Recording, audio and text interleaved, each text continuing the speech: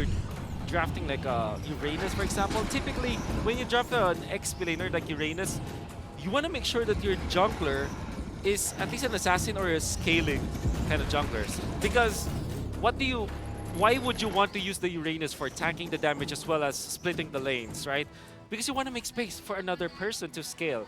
And the fact that Guinevere is not that kind of hero, together with the Brody, right? So if there's anything that I can fault like for that draft coming out from Burmese schools, it might be the Uranus.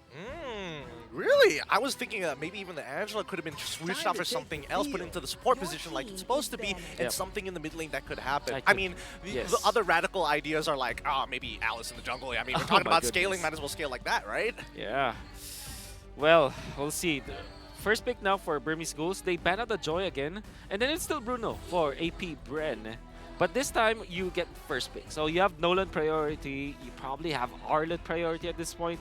I will not be surprised if eventually both Burmese schools and APBR just get the Arlet at first chance they get. Yeah, and that's more likely for the Burmese schools this time around, because I would not be surprised if this happened the same way Game 1 did, but on the other side around. So maybe it would be like Ujaved.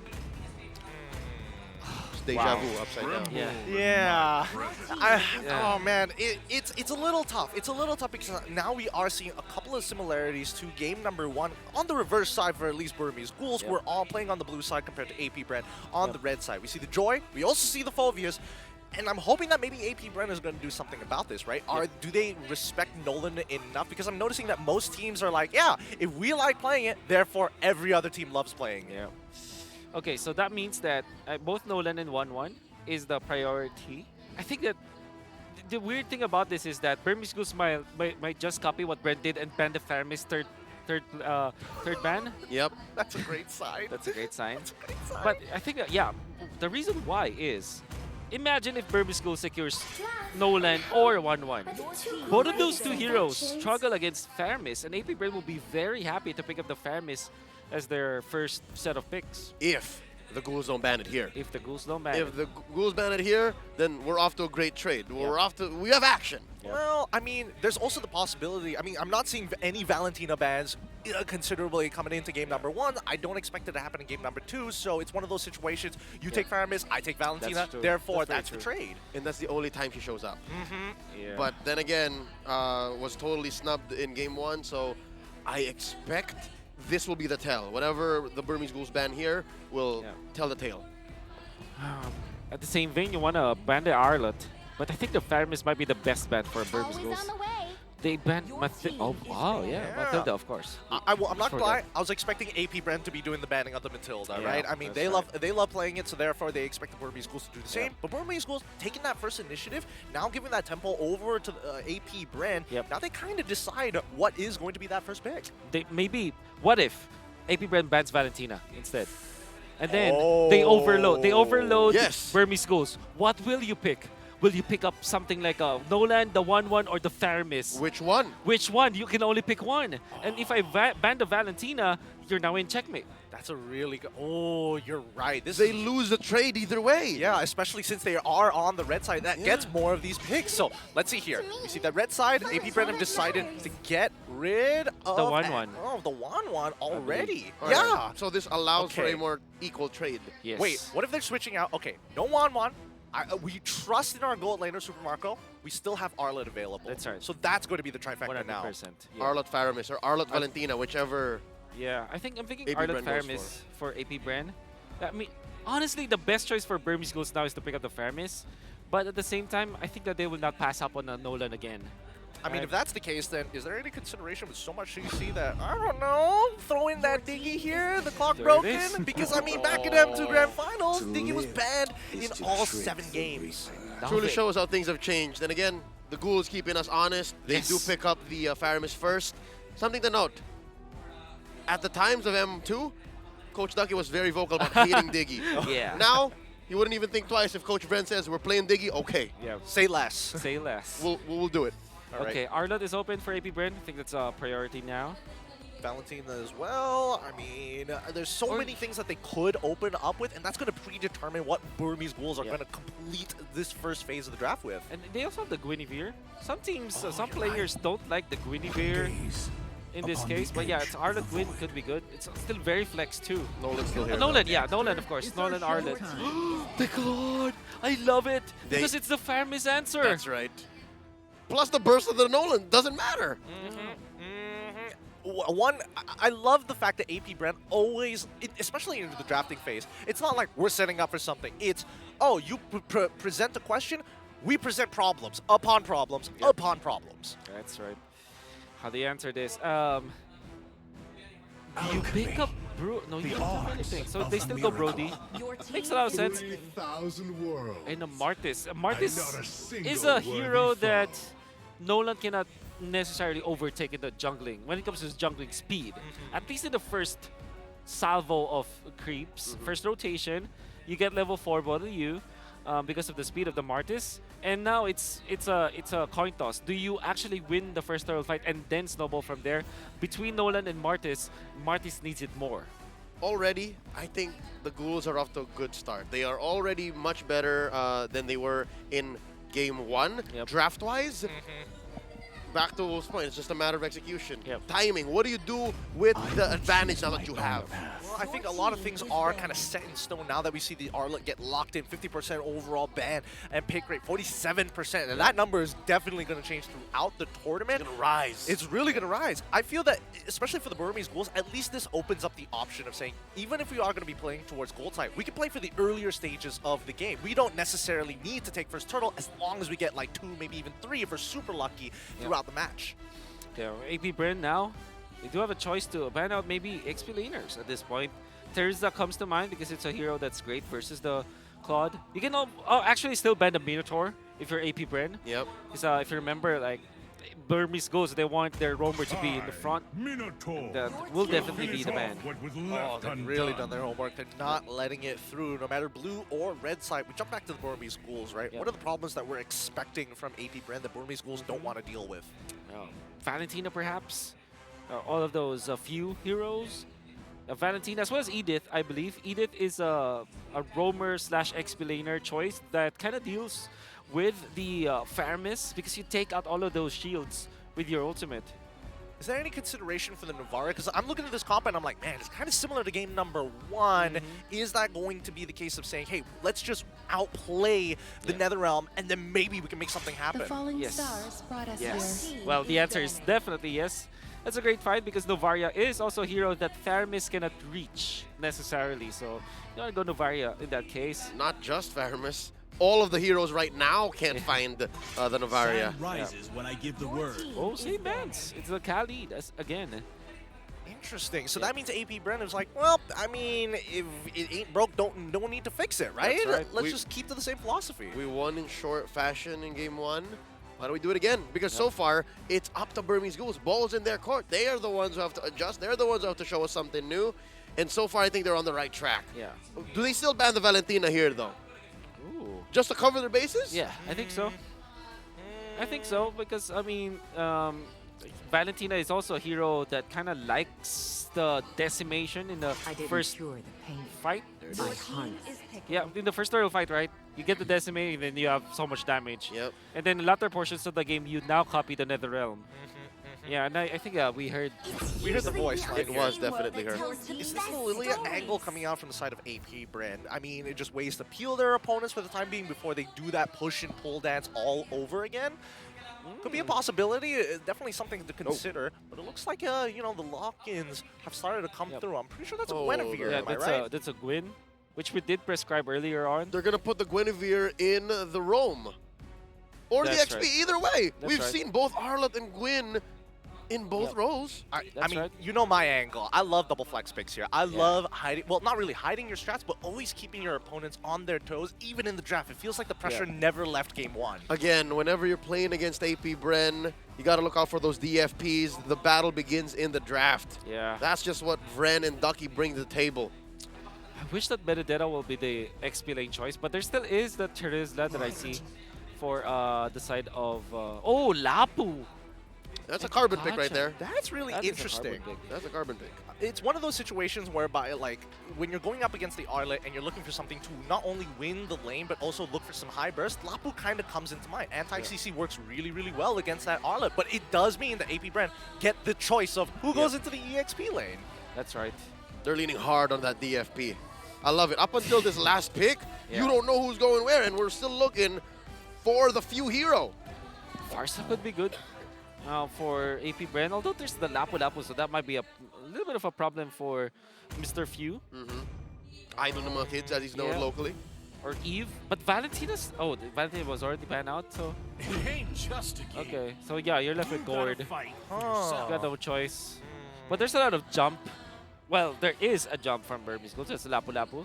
If you count the flicker play coming out from the Kaja, that could also be good. So this is not the best Gord game, but it is still a good game for Few. I mean, it fulfills the conditions, right? You have people who can set you up, and more importantly, you need it high burst rather than a consistent amount of DPS, which Gord actually provides, especially once he gets enough stacks stacking upon you to get the true damage. Let's have a look at the team comparison here, and let's start breaking this down, because again, counter index is looking more into AP Brand's favor by only 0.3. That's a very small margin. Yeah. Okay.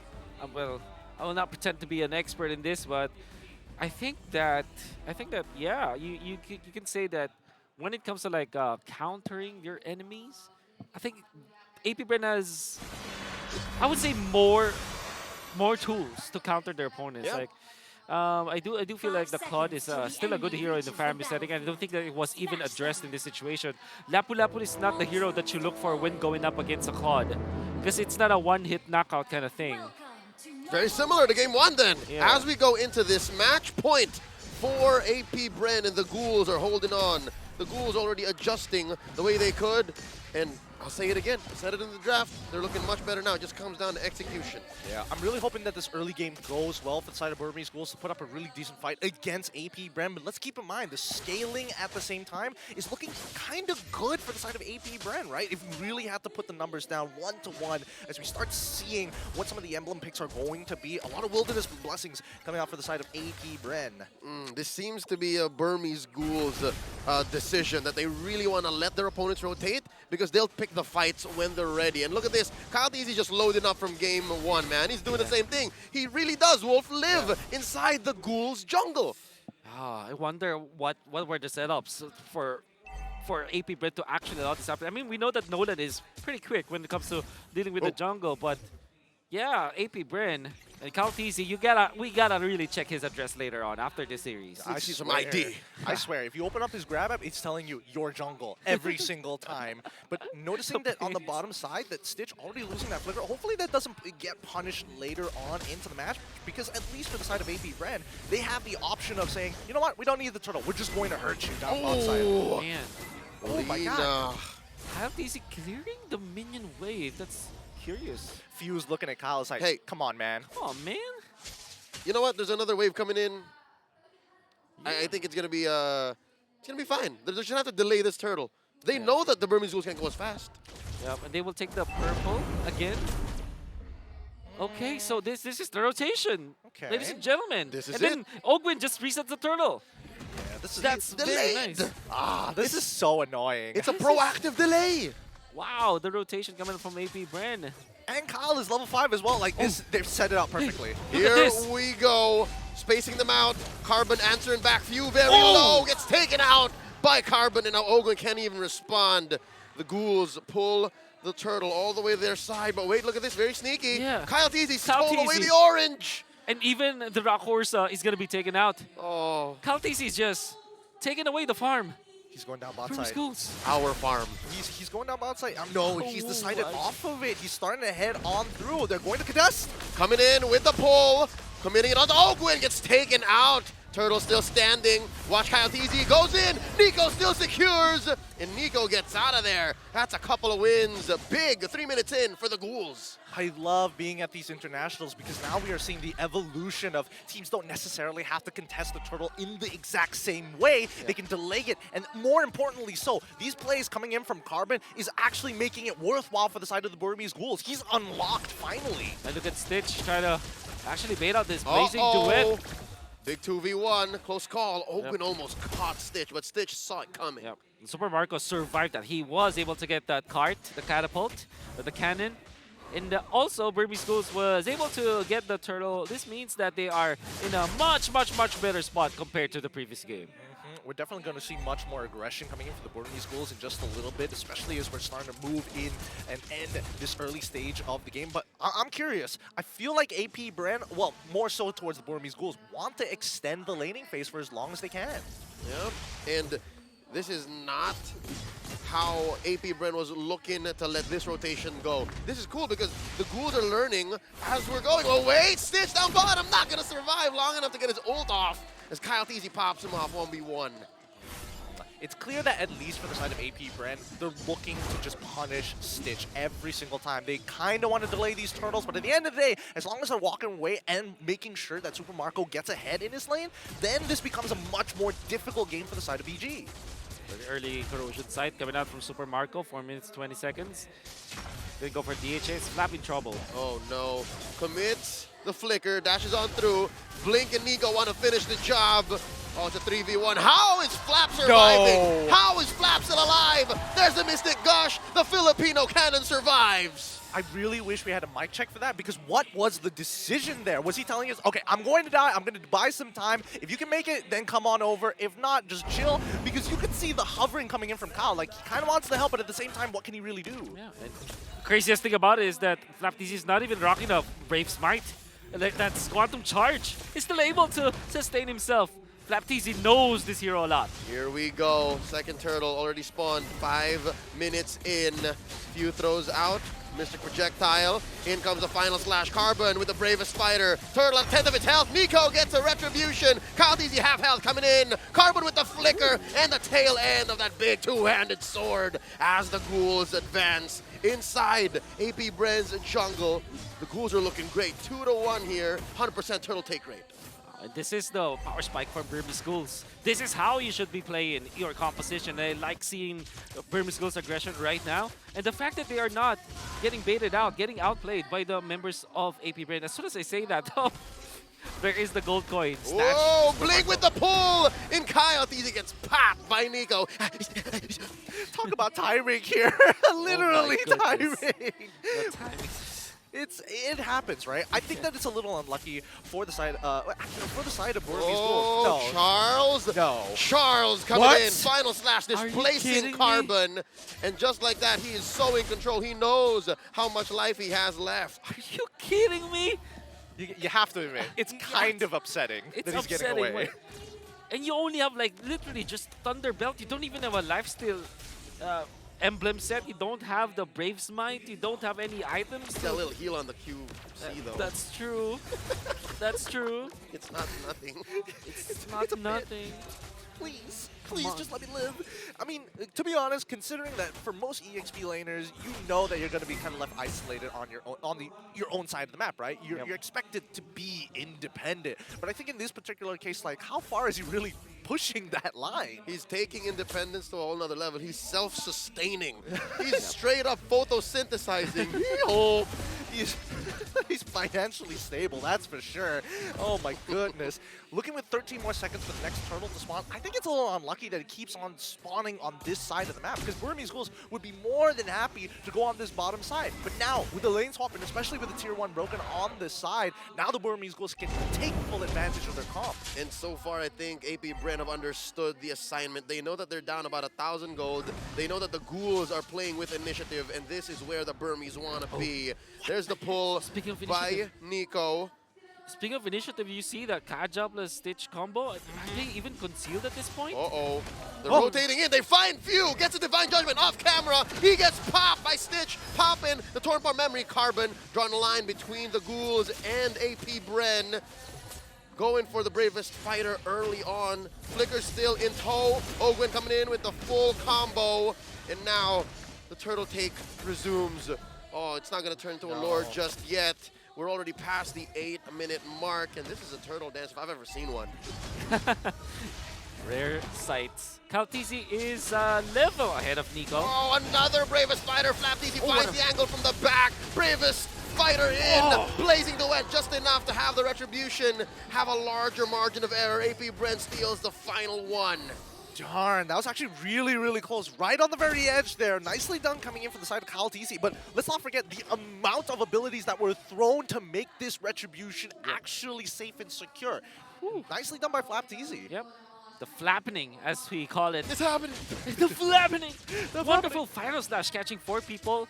And not only the amount of people that he was able to get, like you said, the timing that it was. The CC plus the retry combo coming out from AP Bren was crisp, I would say. Even though they already have the numbers, the XP advantage between Caltesi as well as Nico, they still utilize all of their tools just to secure the turtle. And then they get out safely.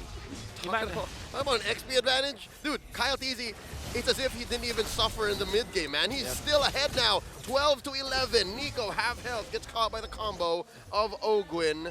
Just like that, I feel AP Bren crawling back slowly. They are, and I think this is where we see the strongest part of AP Brent in these moments between the Lords, between the Turtles. They're making active moves across the map in comparison to the Burmese Ghouls, right? I think their strongest is when that neutral objective is up. They have some really creative ideas with the way that they actually play with Stitch as well as BlinkX. One good thing that AP Bren is doing is they're making sure that Super Marco is getting the farm up. And he's not even contested. 0-0 and 0. At this point, you're happy if your Cloud is like that. Especially because it's a close game. And Burmese Schools eventually will run out of steam. Yep. So mid-game is their power spike, and that will last until maybe 15 minutes. They have to make the moves right now. Otherwise, AP Bren's naturally scaling lineup will be superior. Whoa, gentlemen, they're in their prime, is what we're trying to say. And just looking at that gold difference, the gold is not where you want it to be for the Ghouls right now. Not at all, not at all. This is, wait, bot side, what's going on there? Oh, Carbon, 3v1, 4v1. Oh, he got ganked. He could not say anything to that. Now Nico trying to repair the situation. Catches Flap, and now the fight breaks out entirely. Stitch takes out Few, but Kyle finds sweet revenge. And now Lena gets caught out. Flap TZ already spent his ult. There's a pull, not gonna happen in between the walls. AP Brent have initiative here. 2 for 1. Big timing here, this window for them to steal away the Lord. Gets reset as Kyle TZ wails away. Pushing back Nico and Lena. Blink holding the river bush. What's gonna happen? He spots out Marco. Oh, he's the one who gets spots out this time around. And he gets on out of there. AP Brent, they want this Lord. They need it. Final slash by Flap TZ. Puts him where he wants him. Carbon coming in with the bravest fighter. Kyle TZ scores. And the fight continues. Super Marco with a blazing duet. And the Nether Realm from the Ghouls. Getting them just enough time to back off. Man, this is one heck of a game. AP Brand being proactive on the bottom side, but more importantly, the fact that Burmese Ghouls are making the correct decisions. 3 big ultimates. Wait, hold on. Oh, Divine Judgment on the Flap TZ, and he survives, but only for a second more as Stitch takes him down. Man, a caster just can't compliment teams at this point, right? You know, every single time it just occurs like this, and, you know, hopefully AP Brand don't give another one, as they already have the Lord on their side pushing towards the bottom lane. I mean, great idea coming from Burmese Schools. Back-to-back objective dances, they utilize the Kaja ultimate on the Few. The Divine Judgment on the Few meant that they will eliminate one, but in the previous Lord dance, Kaltizi found Stitch. It was more than enough. The damage was more than enough. Stitch doesn't have the Wind of Nature yet. And the fact that they already lost their EXP laner, that meant that there was not enough vision on the side of Burmese Ghouls to stay in the Lord area. And AP Brand just a better macro decision overall. They pushed the bottom lane, and then they positioned Kaltizi in the mid where he can snipe people. I mean, can you blame the Burmese Ghouls for taking a fight like that? I felt like it was more the fact that AP Brem were able to find that trade in the first place, because 3 big ultimates are down. I felt like even if I was part of the Burmese Ghouls squad, I would have made the exact same decision. Gentlemen, it seems to be a matter of forcing it. One of them just wanted it more, and one of them just had a better go at it.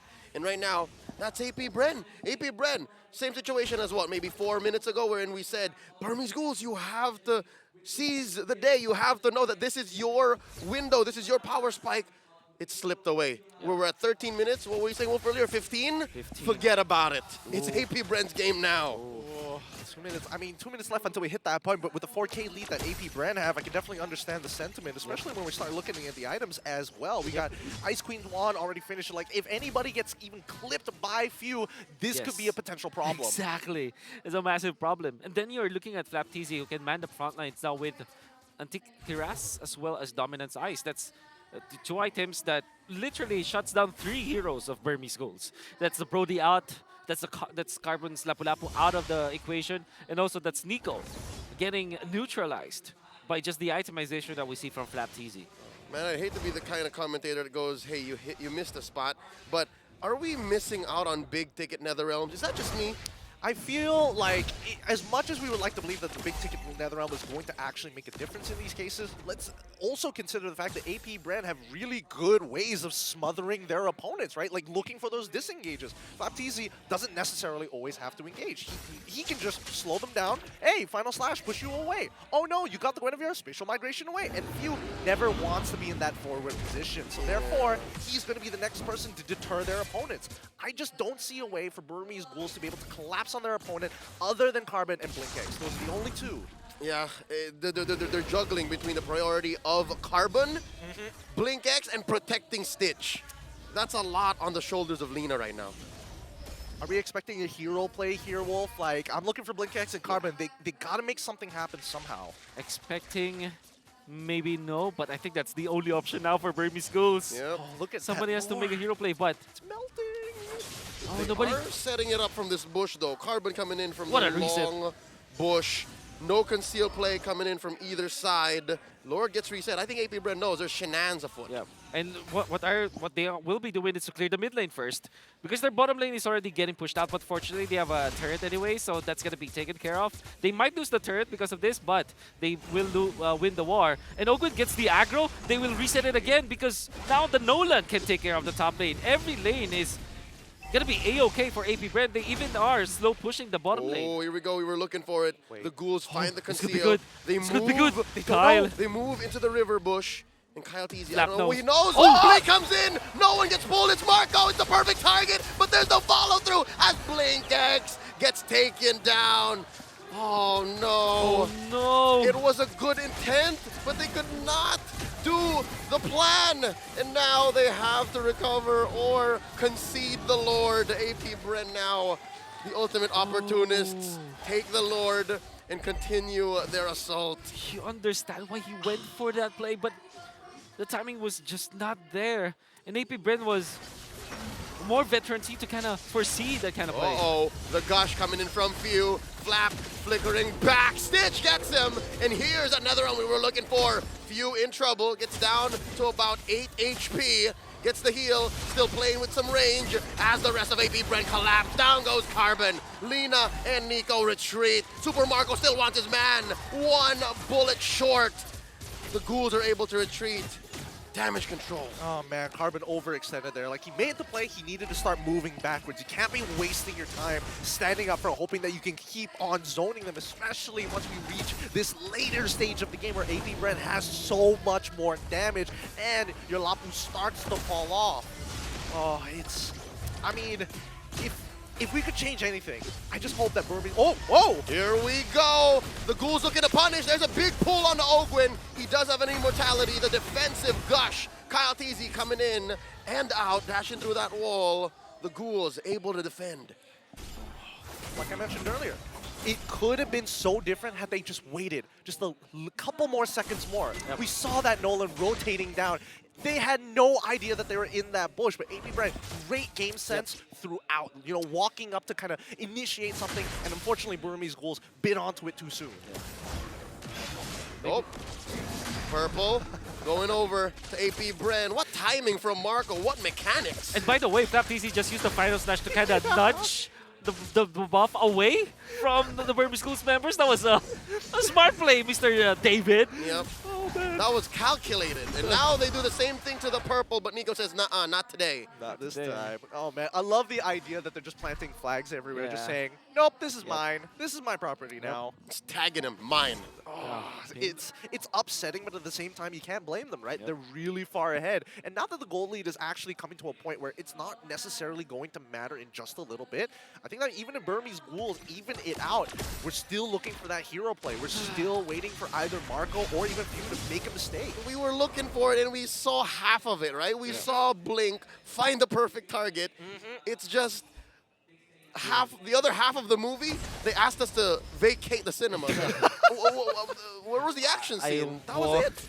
That will be the worst happening in my life. I wish that would not happen to me. It's basically Inception, but as soon as the heist was about to go down, Exactly.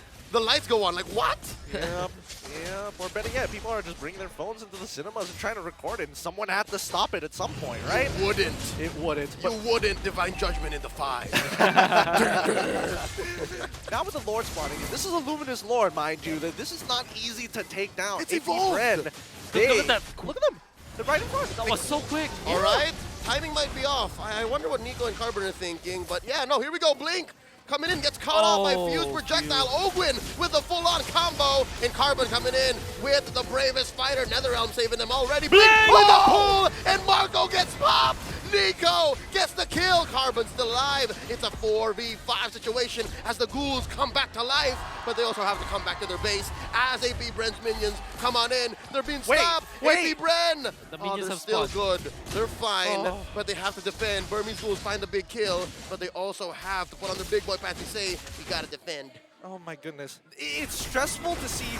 Oh! You were saying Kyle Easy gets a kill on Lena, but yes, what's stressful? It's stressful to see your base under attack and the two people who are supposed to push it out and clear it out decide to go back into the fight and only leave Lapu by himself to do all the dirty work himself, man. AP Stressful. Bren are overloading the ghouls. They were celebrating that win, that pickoff, but then again, you have to snap back to reality. This is what's happening right now. Ogwin finds a good on combo. Few puts out the gush. The Lord's still standing. Nico versus Kyle. Kyle versus Nico. And the minions. The ghouls still alive. Okay, a moment to breathe finally, especially for the ghouls. The second wave is going to come on in, and they know that it's going to break at least one of these inhibitors, right? Niccolo. They might force it. Oh, Carbon no. comes in, gets hit with a final slash, serves up the fuse. Gush, and Carbon's still alive. What's going on? Blink coming in, looking for another big DJ. But he's gonna know. He's gonna respect the fact that he can't force anything. What an intense defense coming up from Burmese Ghouls, and it's mainly because of AP Bren just taking the initiative, right? Taking the tempo of that mini game that they were playing. The fact that AP Bren was almost able to take out Carbon, that's actually massive if they took out the immortality, but fortunately for Burmese, Carbon still has the immortality for now. And he's wailing away, gets hit with another Oh, final Stitch! slash. Look at Stitch! this, Stitch! Popping! Kyle Deezy's immortality What is gets happening? away. Where was the damage from? How did that happen? Oh my Did god. we just miss that exchange? Talk about a Brody specialist, dude. Right? Now, it was so quick. It happened all so fast, and even Divine Judgment was utilized at that moment. He is him. Carbon once more with the bravest fighter. It's as if this thing has no cooldown. And they defend. That top lane inhibitor falls. The mid lane stands. Man. I would say AP Bren, they do have the better late game. They have the Gore, they have the Claw, they have great scaling across all of their players. But there was this old proverb for AP Bren where almost all of their losses during MPL Season 12 and some parts of IESF and some parts of the other tournaments that went out, it was, I believe it was SPS also, they struggled in the late game. Oh, wait They up! struggle in the late game! Where was that from? Marco gets caught out by Stitch. I was on Wolf's story is, yeah, they do struggle in the late game, but wait, here we go. This Lord fight, this is an unprecedented situation for the ghouls. They have never had a game this good against AP Bren right now, this situation. Blink gets hit with a final slash, Carbon slashing away at Few. He's getting smothered by 4, gets his immortality pop as the rest of the ghouls wail away at the Lord, an evolved Lord, their very first Lord. Can Nico get it in? Yes, he does. Retribution is good. And now the Netherrealm saving Blink. They're gonna get the pull onto Flap Easy. Not gonna even pop his immortality as the Philippine Lannon walks away. Stitch gets popped. 3 defenders from the ghouls. 4 from AP Bren looking to crash out into their base. This might be it. All the waves are crashing in. Top, middle, and bottom. 2 seconds. 2 seconds to learn was fun. Oh, they need the Lord. They need the Lord. There it is. Spawns down bottom. Mid lane inhibitor falls. I mean, they can clear this up, right? They can clear this up. If APBR just take their time with this, they should be able to whittle it down. They've got 2 waves on their side, and if they've smothered both, at the very least, the Burmese Bulls... Wait. No, Oakland is back, by the Oakland is way. fine, right? Carbon's Here come we back go. at 13. It's 10. The longest Flap. 20 seconds. Flap. Oh, gets tried to pull in. Does not happen. Lord gets taken down. 5 members of AP Bren here applying pressure. Can the Burmese defend? Carbon is alive. Oh, here comes Carbon. Look at all the rifts, look at all the damage. A Divine Judgment on the Flap Easy gets his immortality pop. And Carbon and Lina leaning hard on AP Bren. Carbon goes down. Lina goes down. Stitch just waiting. Flap Easy gets popped. Ogwin loses his immortality. Oh, this is an actual life bar we're looking at, gentlemen. The Ghoul's still here. 1 for 1. 23 minutes in. They're ready to play. They've evened it up 10 to 10, 23 minutes into the game. We were talking about the fact that, hey, they've already missed their power spike. We're expecting AP Brent to really take full advantage of it. And now, with the creativity of the Burmese goals, and especially with a couple of mistakes coming in from Super Marco, giving them a breath of life here. No inhibitors still, but if they get that next upcoming Lord, they might be able to even out the odds. Whoa. Link. Oh, that's a full-on combo. Into the skies they go. The Netherrealm saving them for just a little bit longer. Kyle Easy, look at this. Watching, waiting, commiserating. Does not find the combo. As Nico goes in, uses the immunity and dashes away, gets his immortality pop, and he's gonna go down here unless he has something to say. Another set of iframes, dashes on through, stays himself, turn apart memory, poppin', fuse immortality, and that's 1 big HP bar, 1 resource that AP Bren have to look out for. Crazy mechanics from both teams. Stitch used the flicker forward when they're trying to get back. What the hell? I wouldn't have even considered it, only because, number 1, he's got immortality. Number 2, Lord spawning in 30 seconds, he's not going to have his flicker. But phew, my oh my. There was, 5 years ago, he was called the Mr. Buy himself at a certain point. Bought the immortality at the right moment. You can see Stitch, oh my goodness. He bought the immortality in just a split second. He knows. Oh man, Oh, thank you for the phew. instant replay coming in from Kadia. As now we get to a very critical moment in this game. And I mean, considering that Lina hasn't been dying as often as you would like to imagine, he's been stacking up real good here. Okay, 23 minutes. Flap TZ went for a game changer item. I love it. Twilight Armor. There's a lot of big bursts coming up from Burmese, including the Brody damage. If you count the Ghost Bursters from Lina, that's also massive damage that you take out. That's going to be a game changer now for AP Bren. Speaking of which, here's another dance. This is the 5th Lord of the game. 25 minutes scaled. No longer gonna get stronger. Flap Easy gets pulled in. Forcing out. That flicker gets hit with a Divine Judgment. Still alive though. Down to 1/10 of his health as Kyle Easy scores. Now Ogwin gets to use his ult. Full-on combo coming in. Still alive. Forcing it out. Nico gets the kill. Nico gets popped by Marco though. And that's a 1 for 1. 2 for 1 now. As Fuel gets caught out in the back. Carbon goes. 2 for 2 as well. Kyle Easy finds Sweet. And there's a pop. Kyle Easy just going from target to target to target. And now it's just Lina and Blink. The winner Tranche coming in. Flap Easy still alive, gets pulled in. Final slash by the Filipino Cannon as he goes. Ladies and gentlemen, Blink is the only one left. Can he defend? AP Brent coming in with the Lord. And they are going to take this series in a 2-0 sweep. History tends to repeat itself, but my God, with the new faces of the Burmese Bulls, they put up one hell of a defense up against AP Bren, but it still was not enough. AP Bren take the game 2-0. A showdown of mechanical skills that we saw. There's so many items sold on so many items bought. A fraction of a second, the decision making, even the Netherrealm, the big ticket Netherrealm that we were looking for, pretty much on point that time. But the Winter Truncheon usages, the Winded Natures, all those flickers, all of those immortalities being popped, and then Winter Truncheon being bought afterwards.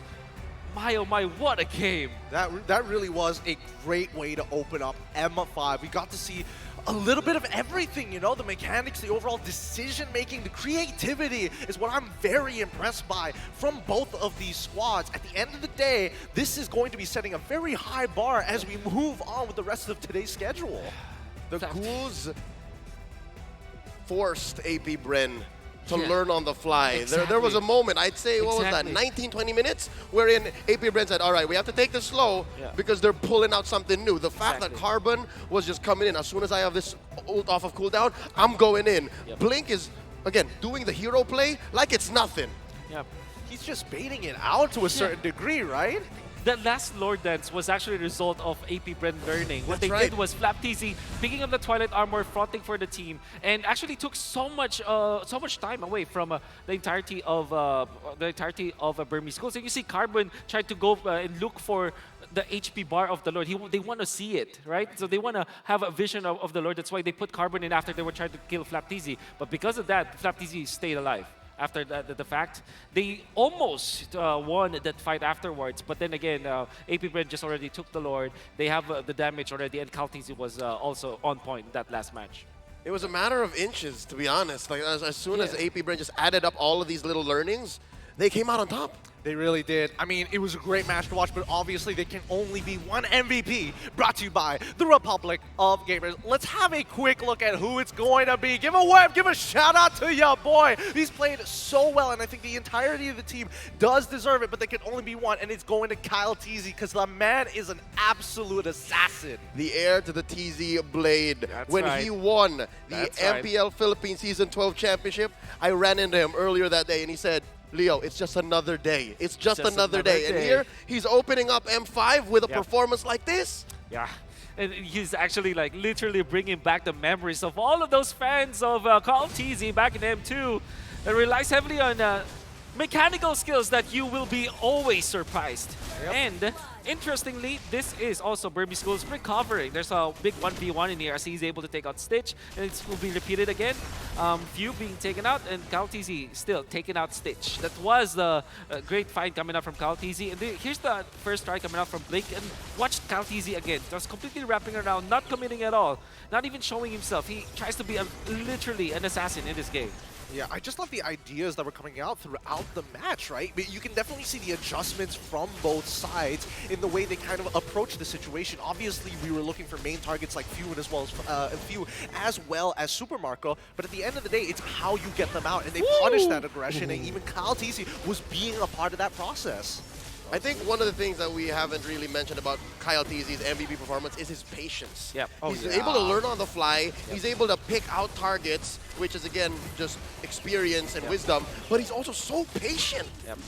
You can see the Few masterclass with the Winter Truncheon, and now the Immortality being bought. Look at that. Fraction of a second. He gets out. And here's the play. Once again, good NetherRealm. But they were able to punish Nico because he's out of the range of the NetherRealm. Good with their Truncheon coming up from Flap, buying more time, and there's no skill transfer. Then Kyle TZ getting out and then going for the combo. Fade away coming out from Kyle TZ. Then he buys Immortality, then the Winter Truncheon afterwards. Just great. These guys are cracked. I mean, these are the best of the best. This is the top 1% of the world playing